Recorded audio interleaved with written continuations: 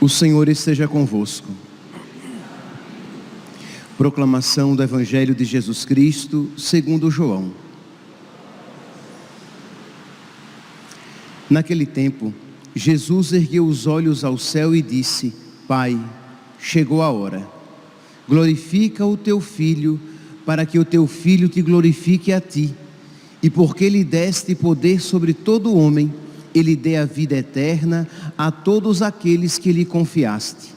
Ora, a vida eterna é esta, que eles te conheçam a ti, o único Deus verdadeiro, e àquele que tu enviaste, Jesus Cristo. Eu te glorifiquei na terra, e levei a termo a obra que me deste para fazer. E agora, Pai, glorifica-me junto de ti, com a glória que eu tinha junto de ti, antes que o mundo existisse. Manifestei o teu nome aos homens, que tu me deste do meio do mundo. Eram teus, e tu os confiaste a mim, e eles guardaram a tua palavra. Agora eles sabem que tudo quanto me deste vem de ti, porque dei-lhes as palavras que tu me deste, e eles as escolheram, e reconheceram verdadeiramente que eu saí de ti, e acreditaram que tu me enviaste. Eu te rogo por eles, não te rogo pelo mundo, mas por aqueles que me deste, porque são teus. Tudo que é meu é teu, e tudo que é teu é meu, e eu sou glorificado neles. Já não estou no mundo, mas eles permanecem no mundo, enquanto eu vou para junto de ti. Palavra da salvação.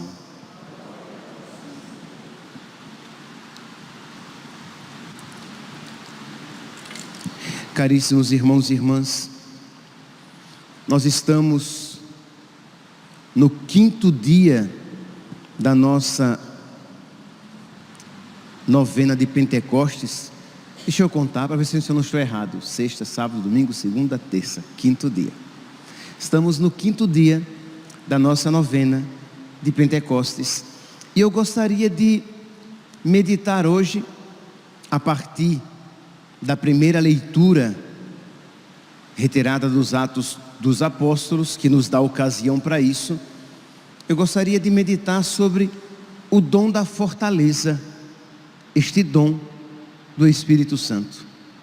Diz aqui no versículo 22, Atos, capítulo 20, versículo 22, que São Paulo, ele está na sua missão evangelizadora, e ele diz assim: e agora, prisioneiro do Espírito, vou para Jerusalém, sem saber o que aí me acontecerá. São Paulo está em toda aquela situação de prisão, de perseguição, de contenda, de ódio, por parte de muitos dos seus compatriotas. Então São Paulo diz: mas eu sou um prisioneiro do Espírito Santo. É interessante, aqui nos faz lembrar de nosso Senhor Jesus Cristo, que diz: ninguém tira a minha vida, eu a dou por mim mesmo. Isto é, Jesus Cristo, humanamente olhando, Jesus Cristo estava sendo preso pelos judeus, que iriam tirar-lhe a vida na crucifixão. Mas Jesus diz, ele tem um olhar sobrenatural, ele tem um olhar a partir de Deus, e ele diz: não, ninguém tira a minha vida, eu a dou por mim mesmo. Quando ele vai ser preso, ele diz: olha, se não fosse dado, se eu não fosse entregue a vocês, eu pediria aos meus anjos, e eles viriam aqui me salvar. Então ele se entrega, ele dá a sua própria vida. Pois bem, São Paulo aqui então, preso, mas ele diz: na verdade, eu sou prisioneiro do Espírito. Na verdade, eu entreguei a minha vida a Deus para que Ele faça com ela o que bem lhe aprouver. Meus irmãos, nós precisamos pedir a Deus, o Espírito Santo, para que a nossa postura seja semelhante na situação concreta da vida de cada um. Na minha, como sacerdote; na sua, como homem, como mulher casados; na sua, como homem, mulher consagrados; como leigos; cada um no seu estado de vida; na sua, como viúvo, como viúva; cada um no seu estado de vida, dizendo: Senhor, a minha vida é tua, faça com ela o que bem lhe aprouver.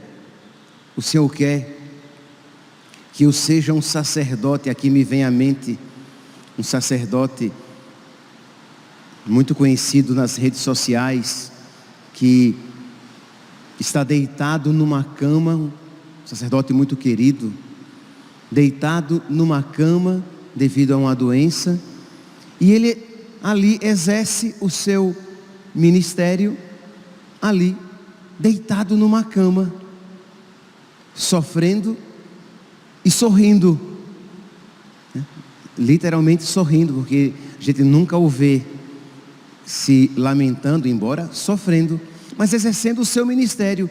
Então Deus quis dele se servir, pelo menos numa parte do seu ministério, que não foi sempre assim, deitado, sofrendo, deitado numa cama. Então que cada um aqui se entregue a Deus e diga: Senhor, o Senhor quer se servir no meu matrimônio, tendo muitos filhos, que assim seja. O Senhor quer se servir no meu matrimônio, passando por essas dificuldades, assim seja. Quer dizer, você se entrega e diz: eu sou o teu. É essa a postura de São Paulo, e isso nos mostra uma grande fortaleza, porque é próprio do dom da fortaleza nos capacitar a não apenas fazer o bem, e principalmente o bem difícil, o bem custoso, mas também a suportar os males, os grandes males, os males custosos, aqueles males, suportar aquelas cruzes que exigem de nós uma grande paciência, uma grande capacidade de suportar por amor a Deus. Então que cada um aqui vá aplicando à sua vida esta situação e pedindo a Deus o dom da fortaleza. Lembrando aqui que nós estamos falando de um dom. Eu não estou falando apenas da virtude da fortaleza.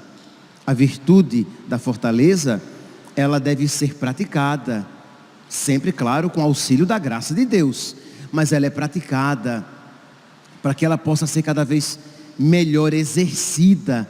Mas o dom da fortaleza é uma realidade sobrenatural, é uma realidade sobre-humana, que Deus nos capacita a viver aquilo que, por forças humanas, por maiores que fossem, nós seríamos incapazes de viver. Então quer dizer, é aquele dom que nós vemos nos mártires, que entregam os seus corpos às chamas. Um São Policarpo, que é queimado vivo, e que pede que nem lhe preguem a uma madeira, nem o acorrentem. Por quê?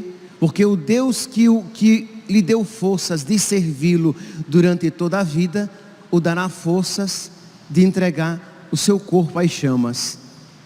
É aquela fortaleza manifestada em Santo Inácio de Antioquia, que diz: eu quero ser trigo de Deus nas presas das feras. é aquela fortaleza de São José Luís Sanches del Rio, daquele menino que diz que quando vê a morte que dele se aproxima, diz: nunca foi tão fácil ganhar o céu. Isto é, nossa, que maravilha, eu serei torturado, eu vou morrer por causa de Cristo, mas eu vou alcançar o céu.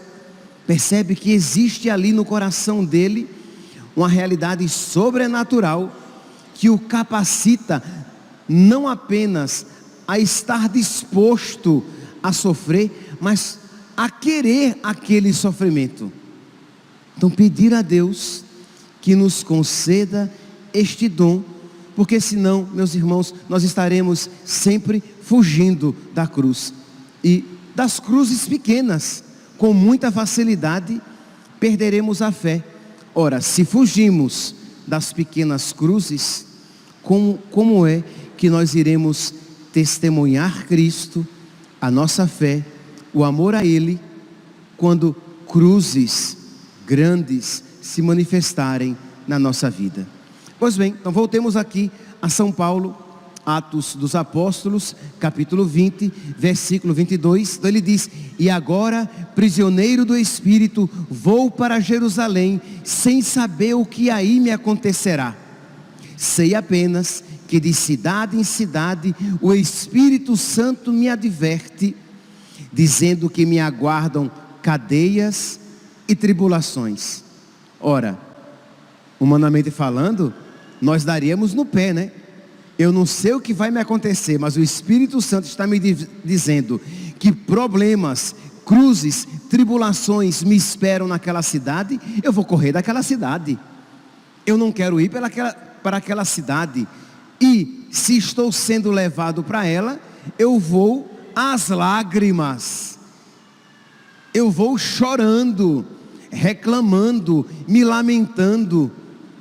Meus irmãos, quando eu digo isso, eu gostaria que cada um se olhasse a si mesmo, olhasse para dentro do seu coração, olhasse para a sua vida e visse que não poucas vezes, quando você está sofrendo, quando você está passando por dificuldades, é essa, não a de São Paulo, mas de quem fica se lamentando, reclamando, lambendo as suas feridas, batendo nas pessoas, não necessariamente fisicamente, mas com a sua chatice, com o seu mau humor, com a sua lamúria, com a sua grossura. Isto é, você não sabe sofrer com virtude, você não sabe sofrer com mansidão, você não sabe sofrer à maneira de Cristo e dos santos, não porque Deus não queira, não esteja derramando sobre você esta graça, mas porque você não está disposto a recebê-la.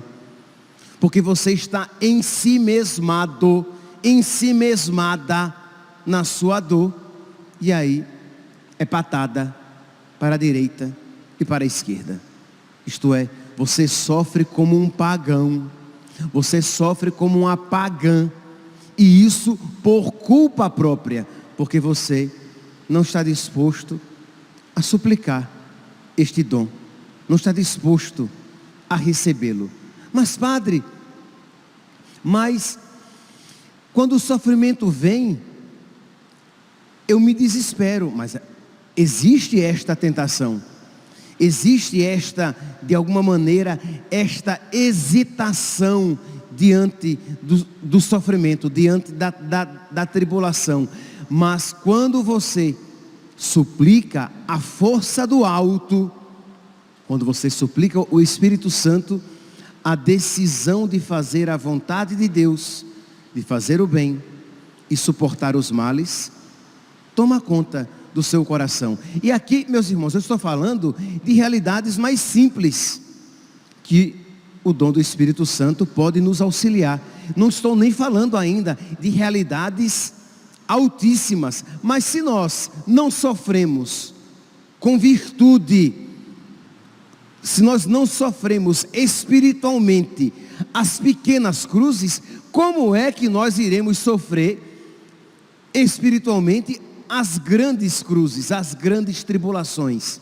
Então é quando você está com a unha encravada, é quando você está com o dente latejando, é quando você está com dor de cabeça e a sua tendência é se tornar grosso, mal-humorado, mal educado com todos, que você começa então a exercitar a virtude e a suplicar o dom, sempre auxiliado, precedido e acompanhado pela graça de Deus. Mas pedir a nosso Senhor: Senhor, concede-me o dom do Espírito Santo, o dom da fortaleza, para que eu saiba sofrer. Quando você, por exemplo, percebe que você necessita da força do alto para ser um bom marido, porque a sua esposa tem se tornado uma mulher tão difícil, uma mulher tão complicada, e você percebe que sem o dom que acode, nada o homem pode. Você precisa, sem o dom que ajuda, nada o homem pode. Então eu preciso, Senhor, do dom da fortaleza, para fazer bem todas as coisas, para ser um bom marido no meu matrimônio, um bom marido com a minha esposa, um bom pai com os meus filhos, ou vice-versa. Você precisa do dom que acode para ser uma boa esposa, não obstante o seu marido não valha nada, pelo menos aos seus olhos. Para ser uma mulher, a exemplo de Santa Rita, cuja memória ontem celebramos. Para viver o sacerdote, o seu sacerdócio com alegria, com amor, independentemente de como a vontade de Deus no seu sacerdócio se manifeste. Lembra, o dom da fortaleza me capacita a fazer o bem, normalmente o bem custoso, e a suportar os males, normalmente aqueles males, aqueles grandes males, os pequenos também, mas principalmente para os grandes males, as grandes dificuldades. Pois bem, então aqui nós vemos São Paulo se encaminhando para uma cidade, preso e diz: eu sou prisioneiro do Espírito, se encaminhando para uma cidade que diz: olha, muitas coisas difíceis te esperam lá. E ele vai com liberdade, ele vai com tranquilidade, ele vai com desapego de si mesmo, ao ponto de dizer esta frase que eu já comentei com você em outras ocasiões, que sempre me espanta, dizendo: mas de modo nenhum considero a minha vida preciosa para mim mesmo. Imagine, meus santos, quem é que aqui esta frase de verdade poderia dizer: não, a minha vida não é preciosa a mim mesmo, preciosa é a vontade do Senhor. A minha vida não está, eu não tenho como meta na minha vida me realizar os meus sonhos, ter uma vida feliz. Não, a meta da minha vida é fazer a vontade de Deus. Eis que venho fazer com prazer a vossa vontade, Senhor. Ora, Jesus, quando isso disse, esta frase de São Paulo estava dizendo, isto é, a minha vida não é preciosa aos meus olhos, preciosa é a vontade do Senhor. A minha alegria não é importante para mim, importante é alegrar o Senhor. Realizar-me neste mundo não é a meta da minha vida. A meta da minha vida é realizar a vontade de Deus. Percebe, meus santos, que isso muda totalmente a nossa existência. E o pecado sempre se insere na nossa vida quando dessa frase nos esquecemos. Porque quando nós queremos ser felizes em detrimento da vontade de Deus, quando nós queremos alcançar algo em detrimento, isto é, independentemente dos planos de Deus para a minha vida, é porque eu estou colocando a minha vida em primeiro lugar. Ela se tornou muito preciosa aos meus olhos. E quando a minha vida se torna muito preciosa aos meus olhos, no fundo, ela se tornará desgraçada, uma desgraça para mim.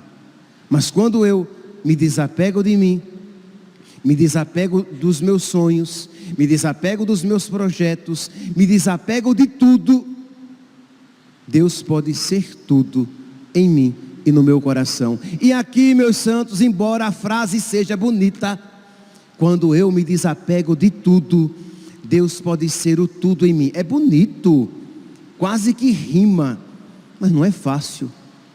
Nós precisamos do dom que acode, do dom que ajuda.